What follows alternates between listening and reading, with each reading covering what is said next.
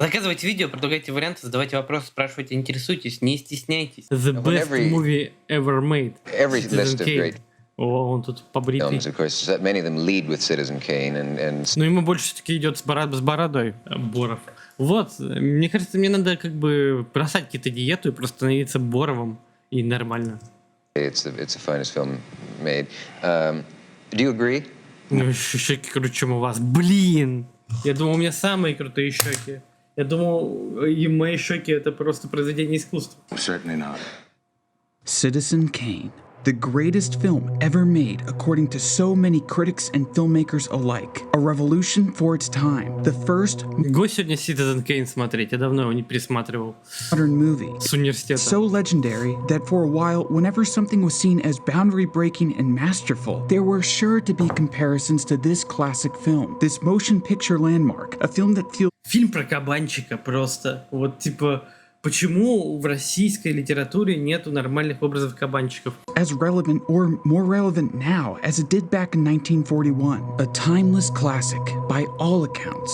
But we only see the finished product, 119 minutes of a polished film. When we look deeper, we can see a chaotic shoot, ingenious innovations. Ну, то есть сама инновация, то, что фильм как бы пародирует вот эти вот новостные обзоры, новостные выпуски, которые были перед киносеансом и сняты он именно в новостной манере. То есть это, по сути, один из первых псевдодокументальных фильмов, псевдоновостей. Остап Бендер кабанчик. Ну, Остап Бендер, конечно, кабанчик, но здесь же кабанчик, который должен проиграть. То есть он в обоих произведениях, что в «12 стульях», что в «Золотом теленке», он понимает, что вот это вот богатство, оно не, типа, он ничего с ним сделать не сможет, и это важно для советского пространства, что, в общем-то, вот он как бы, по сути, как бы вор в законе, так сказать, с татуировкой Наполеона, вот, и он с этими деньгами ничего сделать не может, то есть вот эти миллионы в Советском Союзе не потратить, потому что сразу найдут. Ну и он предрешен, этот кабанчик, быть без денег. В общем-то, как и Чичиков. Чичиков тоже кабанчик, но его разоблачают. Vicious studio politics, deception, lawsuits, blackmail, and more. This singular film angered one of the most powerful men in the nation and almost brought down all of Hollywood. So, let's take a look. Забавно, что «12 стульев», вот это вот авантюрное приключение в поисках сокровищ, по сути, оно стало популярным и на Западе часто. Многими странами сделалось кучей экранизаций. Shall we? But before I begin, don't forget to like and subscribe. After all, it doesn't cost a dime. Okay, now that that's out of the way, let's talk about the revered and reviled director and star of Citizen Kane, Orson Welles. He was born in the now infamous Kenosha, Wisconsin in 1915. He was mostly raised by his mother, Beatrice, as his father, Richard, was an alcoholic playboy who separated from Beatrice early in Orson's life. Most accounts label Richard as an inventor, a term Orson... Кстати, говорят, что я не видел экранизации Мела Брукса «12 стульев», но говорят, что он достаточно удачный, и что круто, что он, по-моему, оставил все события в советской России. У него, я так понимаю, были какие-то русские корни, он, в принципе, имел представление о том, блин, реально на меня похож. Jax, claiming his dad was a terrible inventor and kept the label because it sounded better than Playboy. Welles made his name in the theater, starting in Dublin but settling down in New York City. As a part of the New Deal, FDR created the Federal Theater Project, which was a major stimulus to the performing arts, and it funded Welles's theatrical career in the 30s. Бля, какой, смотрите. Although often he reinvested his own paychecks into his projects. Welles found success and fame in the theater with his play Voodoo Macbeth, an all-black rendition of the famous Shakespeare play, garnering a nationwide tour and critical acclaim. After much success in Прикольно, типа, перенести Макбет куда-то. Достаточно, мне кажется, такая необычная мысль для того времени. Welles established his own in 1937, the Mercury Theater. It was a repertory company in which Welles cultivated an ensemble of actors that he may have initially cast in his plays, but within a couple years, he would cast many of them in his films. Indeed, most of the cast of Citizen Kane were actors from the Mercury Theater. At the same time, Welles worked in radio. Often, he was so busy with his theatrical work that he would... Ну, собственно, там вот это был розыгрыш пьесы, которая была на радио про войну миров, что пришельцы прилетели. No time to go over his lines before recording. Famously, he voiced a character of The Shadow on the hit radio serial of the same name. Professor, have you ever heard of The Shadow? The Shadow? Yes. You seem to have heard of me. Eventually, he began writing and producing his own radio shows, adapting works like Macbeth and Les Miserables. He also brought his Mercury Theater to the radio, creating a series called The Mercury Theater on the Air. It Оба Уэллса, да. was on this show that he broadcasted his famous adaptation of The War of the Worlds, creating a nationwide panic. At least 40 people, including 6 state troopers, lie dead in a field east of the village of Grover's Mill. Their bodies burned and distorted beyond all possible recognition. I am terribly shocked by the effect it's had. I do not believe that the method is original with me or peculiar to the Mercury Theater's presentation. So needless to say, by the time Wells went off to Hollywood, he was a sensation. He was the most famous prodigy in the Первый United брат. States, having seen more success in theater and radio by the age of 25 than most people saw in their entire lives, setting the stage for one of the most unprecedented contracts in Hollywood at the time. A contract with RKO that gave him creative control over his first 2 motion pictures. The first of which was, of course, Citizen Kane. Манк. Собственно, по Манку есть фильм от Netflix с Гарри Олдманом в главной роли, но мне не очень зашел, и я надеялся на что-то больше. Мне, видимо, были слишком завышенные ожидания.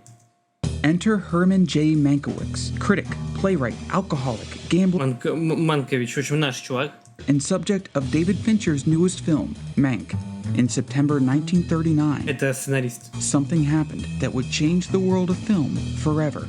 Herman J. Mankiewicz, while riding to New York, suffered a terrible car accident, breaking his leg and debilitating him. During his recovery, Wells hired Mank to write for his Mercury Theater radio show, but their professional relationship grew, and they decided to write a film loosely about media magnate William Randolph Hearst. Now here's where the controversy begins. Mank claims that he wrote the script completely, that Wells had nothing to do with the screenwriting process. Now Wells claims that he wrote his own draft of the script, and that he combined the 2 drafts together to create the shooting script. Now for some reason this is still controversial to this day. So, let's take a closer look. Mank and Wells were separated while writing Citizen Kane. Mank was with John Houseman at a ranch in Victorville, California. Wells was at his home in Hollywood. Their communication was limited to telephones and telegraphs, which probably led to a bit of miscommunication. Adding to that, Mank signed a contract relinquishing his right to a credit on the film. You see, Mank was hired not as a writer, but as a script doctor, and there is a big distinction between the 2 of those. A writer is Ну, короче, Манк должен был починить сценарий, его исправить. hired to write a screenplay, but a script doctor takes an already finished screenplay and punches it up or polishes it. Obviously, Mank did more than just polish the script to Citizen Kane, so he acted more like a writer than a script doctor. Justifiably, he wanted a credit, and after some arguing with Wells, he got his rightfully deserved credit on the film. The controversy reached the public when Pauline Kael, a critic for The New Yorker, released her essay, Raising Kane, vindicating Mank and vilifying Wells. This essay is most likely a large inspiration for Jack Fincher's draft of Mank. In response, Wells' biographer and director Peter Bogdanovich released a rebuttal entitled Все русские The Богданович. Kane Mutiny, defending Wells and attacking Kael. But who was right? It doesn't seem that complicated, does it? But I think that there's a little bit more to it than meets the eye. Wells, for all of his fame and talent, wasn't as well liked as you might think. His friends noted that he had a way of alienating people with power and money, people who could fund his movies or tarnish his reputation. People also thought that he was narcissistic because he starred in his own works. Whatever the reasons might be, I think that there were a lot of people in Hollywood especially who disliked Wells enough to want to believe Mank's version of the story. However, the truth of it all likely lives somewhere in the middle. Robert L. Karen Ну, мне кажется, скандал в том числе помог этому фильму стать популярным. analyzed the screenplay drafts of Citizen Kane, finding that Mank wrote most of the scenes that dealt with the more historical facts of Hearst's life, but that Wells' contribution was not only substantial, but definitive. In truth, this makes a lot of sense. Mank seemed to want to just make a script about Hearst, but Wells has always stated that he saw the character of Kane as being an amalgamation of a lot of different people he knew or knew of. But the script was now done, and so now the film was ready to shoot. On June 29, 1940, production for Citizen Kane began. Or did it? Well, technically no, but actually yes. You see, even though the studio gave Wells full creative control, I don't think he was betting on it. Plus, he just wanted to get a head start on making the film. So for the first month, the studio thought he was just doing test shoots. Да, господа, заказывайте видео, тенденты не очень быстро идут, лучше это сделать заранее. Если ничего не придет, и никто не даст сигнал, что он что-то отправил к концу этого видео, то перейдем к аукциону. That's what he told them, and that's what they believed. Studio heads, journalists, and generally nosy people aren't that interested in camera tests. So Wells was able to make a big chunk of his movie free from prying eyes. For these secret shoots, the cast and crew shot in various sets around the studios that were intended for other films. The famous projection room scene was shot in a real studio projection room for a budget of $809, the equivalent of about $15,000 in 2020. Working initially in the shadows was probably the best idea for Wells, a first-time director with a lot of pressure on him from both the studio and the public. He might have been experienced in theater and radio, but in film, he was extremely green. One anecdote that Wells loved to share was how he was so used to adjusting lights in the theater, so he just assumed that directors adjust. У меня дела нормально. Я, к сожалению, за эту неделю не сильно похудел, поэтому немного расстроен. Куча дел на следующей неделе предстоит в целом. Двигаемся куда-то. The lights on films. So, for the first 10 days of shooting, Wells adjusted all the lights on set, while the lighting crew followed right behind him to undo his work. It was only after the first 10 days that he discovered that it was not his job to work with the lights, which absolutely embarrassed him. And then somebody told me, and then I went and got on my knees and apologized and everything. I thought that's what the directors did. But it was Wells' greenness that attracted cinematographer Greg Toland. Toland wanted to work with Wells because Wells wasn't restricted by what he knew. The fact that he knew next to nothing about how to make a film meant that his approach and his style would be more cutting edge, more experimental. He would push Toland to get shots that no other director would ask for because he would only think about what he wanted to do, rather than think about what he couldn't do. Ну, конечно, опасные такие эксперименты. Это притом в абсолютно продюсерскую эру Голливуда. Абсолютно экспериментальный, непонятный фильм. Toland famously told Wells that he А вы все купили? Нет еще. На следующей неделе. learned everything there was to know about filmmaking in about a day and a half. According to him, people in film love to act like there's some great mystery to what they do, just so that they can gatekeep their positions. In addition to Toland's crash course on cinematography, Wells learned how to make films by watching John Ford's classic Western Stagecoach 40 times. He would sit in a projection room with people who worked on the film and ask them how they achieved each shot and why they shot things the way they Это отличный подход, да? did. So, in essence, that was his version of film school. He learned how to make movies by seeing how another То есть такой реально русский подход к делу. Типа, главное деньги получить, а потом разберемся, как, короче, делать. was made. That's basically what we do here on the Kino Corner. One of his major takeaways from learning from the school of John Ford was to never shoot master shots. Ford never shot them, so why should Wells? But that's not even scratching the surface of Wells' eccentric approach to filmmaking. Wells loved showing Kane with low-angle shots, sometimes wanting the shots to be so low that they would have to cut holes in the studio floor. Нормально, но зато классный кадр.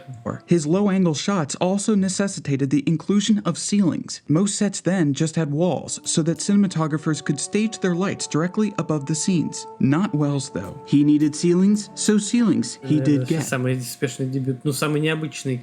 Although the ceilings И самый такой in масштабный. the film were made out of muslin fabric. Wells also loved incorporating technically challenging camera moves, moving the camera through furniture and pieces of the set. So art director Perry Ferguson had to design the sets so that parts of the set could be folded or moved. Ferguson also designed all the statues in the film as well as Xanadu itself. Wells also favored unconventional angles, showing Kane reflected infinitely in mirrors, shooting reflections off a snow globe. Дофигища просто находок, реально. Даже так и не подумаешь. Any number of shots that practically nobody in Hollywood was doing at the time. But when people think about the cinematography of Citizen Kane, they think about the deep focus of the images. Everyone remembers the scene in which Kane's parents are inside the cabin, while we see a young Charlie Kane playing in the snow clearly through the window. This might not seem that impressive to people unfamiliar with filmmaking, but there was a lot that went into achieving the deep focus on this movie. The first thing that you should know about depth of field is how you can manipulate it with a lens. To put it simply, the higher the f or t stop, the deeper the focus. But this comes with the caveat that less light makes it to the film, as the aperture is more closed off. Most filmmakers love to shoot with an aperture of f2.8, which lets in a lot. Чем у вас больше открыта диафрагма, то есть чем она там ближе к единице или даже меньше, чем единица, тем больше у вас размыт фон, то есть это глубина резкости, она в тот момент, где картинка четкая, он уже, вот, ну и соответственно больше света попадает на пленку, то есть, например, у диафрагма у объектива, который использовал Кубрик в Барлиндоне 0.8, она безумно светлый объектив с большой светосилой, что позволило снимать, собственно, при свечах. Но при этом вот эта глубина резкости, она была очень маленькая, там видно, что почти все, кроме лица, все уже размыто. Light, but has a very shallow depth of field.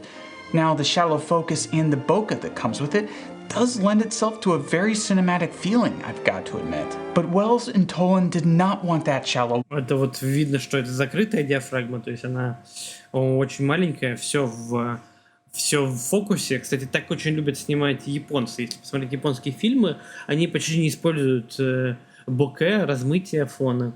У них все вот как на телевидении в фокусе. И это как бы такой прям их подход вообще. Редко видел японцев, кто бы использовал размытие. Вот. Ну и, соответственно, все темное. То есть мы видно, что здесь прям слишком темная картинка. И не хватает пары стопов буквально, чтобы она нормально выглядела яркости. Look. Instead, they kept their lenses between f8 and f16, which kept more people and objects in detail at the cost of light. Now, film back then was getting better at picking up light, but it still wasn't that great. So they needed a ton of light and a bag of tricks. One device that came in handy was an optical printer, a machine that allowed the crew to re-photograph scenes. That way they could shoot the scene more than once with different subjects in focus, and when combined, everything would be in focus. It was also used to hide transitions and cuts. The drawback of this was... Короче, они использовали двойную экспозицию для того, чтобы сделать так, чтобы в фокусе было и то, и другое. Прикольно. The optical printer increased the graininess, causing Wells to try to mask the graininess with effects like falling snow.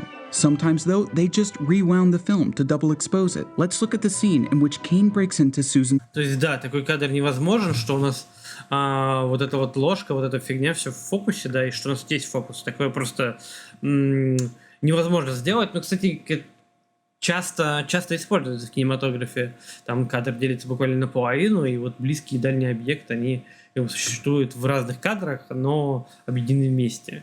Даже у Тарантино такое часто было. The medicine bottle and glass are in focus in the foreground. Wells shot these in a close-up with an unlit black background behind them, rewound the film, lit the set, and then shot the scene. Moving away from camera tricks, I want to point out that the aging makeup used in this film still holds up to this day. The makeup was done by Maurice Siderman, an apprentice at the time, which caused him to not get proper credit because the head of the makeup department, Mel Burns, refused to share credit with an apprentice. His method of aging the actors was unique and radical, and it would take a whole video for me to explain it. So instead, I'll leave some links in the description if you want to read up more on the process. Applying the makeup took several hours, causing Wells to have to show up to set anywhere between 2 and 4 a.m., which resulted in Блин, еще мастер мастера захотелось пересмотреть. Хоть что-нибудь Working фундаментального 16 to такого. 18 hours a day. The most impressive use of the makeup, in my view, was during the kitchen montage, which was shot on the first official day of filming.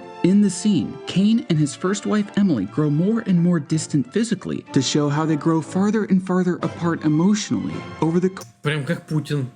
Смотрите-ка. course of their marriage. Shot in a single day, Siderman aged the actors 12 Отдаляется от всех. years, or 2 years with each shot. The actors, as I said earlier in the video, were almost all from the Mercury Theater. And when Wells brought the theater actors to the screen, they also brought the theater with them. The actors all heavily rehearsed their scenes, which, funnily enough, was not a common practice at the time. They did so because that's normal for theater actors. But also, it saved Wells both time and money. Principal photography wrapped on October 24th, 1940, a little less than 4 months Путин равно удаляется. Захотел посмотреть мастера, а будет пересматривать Морбиус вместе с Глуховским. after filming began, though the cast and crew would reconvene a few weeks later for reshoot. Нет, не хочу Морбиус. Я его еле посмотрел, мне было физически плохо. Это было прям испытание. Это самый гадкий фильм, который мы смотрели в последнее время. And pickup shots. The final cost of the film ended up being $839,727, or, adjusted for inflation, about $15.5 million. And so, after months of post-production, the greatest film ever made, known internally as RKO 281, was finished. But one man with a vendetta against the film would do everything in his power to make sure that Citizen Kane never saw the light of day. William Randolph Hearst's power and fortune cannot be understated. He was a politician and a media mogul who owned Hearst Communications, which specialized in yellow sensationalist journalism, so you can thank him for the terrible news we have today. I can go on and on about how powerful he was, but really all I have to do is show you his house. Кстати, да, по-моему, это же рассказывается в манке, эта история, что они там... Yep, he lived in a castle, aptly named Hearst Castle. Нормально. Я бы в таком доме жил, нормально. Вот, как бы, похоже, что для меня с ним бы стримить было бы удобно. Right on the California coastline. Citizen Kane had Hearst right in its crosshairs, and to add insult to injury, Wells's dad was friends with Hearst, so this time, it was personal. Citizen Kane wowed critics in its initial press screenings, but you've got to understand, up until this point, the public did not know what Citizen Kane was about. Wells and company kept journalists in the dark during the shoot. So, with the great reviews of the film, came the realization that this film was attacking one of the most powerful men in the country, a man who, at that, employed these journalists, one of whom was Luella Parsons, a film columnist for Hearst. Since she wasn't invited to a screening of the rough cut of the film, she felt blindsided, embarrassed, and angry to discover that it was attacking her boss. From then on out, it was war. Acting То есть образ Кейна слизан вот с этого on магната. Hearst's behalf, of course, she demanded a private screener of the film. She needed to see this movie, and she walked out of the film. So obviously it hit a nerve. Right after that, she threatened to sue RKO if they released the movie. RKO rightly ignored her, so Hearst blacklisted RKO from his newspapers. But again, how long was that gonna last? Less than 2 weeks, apparently. But Hearst and Parsons had another trick up their sleeves, leveraging the rampant Блин, я только сейчас понял, что мы на английском видео смотрим. Субтитры не включил, ну ладно. Hollywood degeneracy Ладно, уже не буду against Citizen включать. Kane. They threatened to expose all of Hollywood if the movie released. And they went even further, exposing how studios employed immigrants and trying to make a scandal out of Wells's affair with a married woman. This all resulted in the Hollywood studio heads offering to buy Citizen Kane for $805,000 so that they could burn all the prints of the film, erasing it from history. But none of these tactics worked. Citizen Kane released as planned to moderate success. Some cinemas didn't show it out of fear of Hearst. And of course, Hearst papers didn't even mention the film. But despite everything going against it, it was still Блин, ну конечно грустно было бы, если фильм сожгли, конечно, он сейчас во всех киноучебниках очень важно. a relatively popular movie. But that didn't stop the attacks. When touring the film, Wells was approached by a police officer who told him that there was a minor in his hotel room with 2 photographers at the ready. If he cared about his career or about not going to jail, he shouldn't return. Was Hearst behind this? Wells doesn't seem to think so. He thinks it was a social climber who was trying to get in good with Hearst. But even if Hearst wasn't behind it, there are allegations that Hearst convinced J. Edgar Hoover to open up an FBI investigation against Wells, an investigation that would last a decade.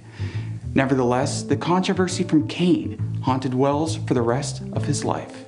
Citizen Kane serves as the pinnacle of cinema and the start of Wells's downfall in Hollywood. If you all are interested, I will follow up with a part 2, wherein I will discuss Wells's later problems with studios and his subsequent films, which rival Kane in both quality and timelessness. But all's well that ends well. In 2012, Citizen Kane screened at Hearst Castle as part of the San Luis Obispo Film Festival, and it wasn't as controversial as one might think. Hearst's family noted that there were striking differences between Hearst and Kane, leading credence to Wells's assertions that Kane was inspired by many people, not just one person. But Hearst already knew that. On the night of the premiere of Citizen Kane, Wells found himself sharing an elevator with Hearst. Wells asked Hearst if he would like to attend his picture's premiere. Hearst didn't respond. When the elevator doors opened and Hearst exited, Orson said, "Charles Foster Kane would have accepted." Да. Посмотрели. Спасибо большое, Ёб Делюкс.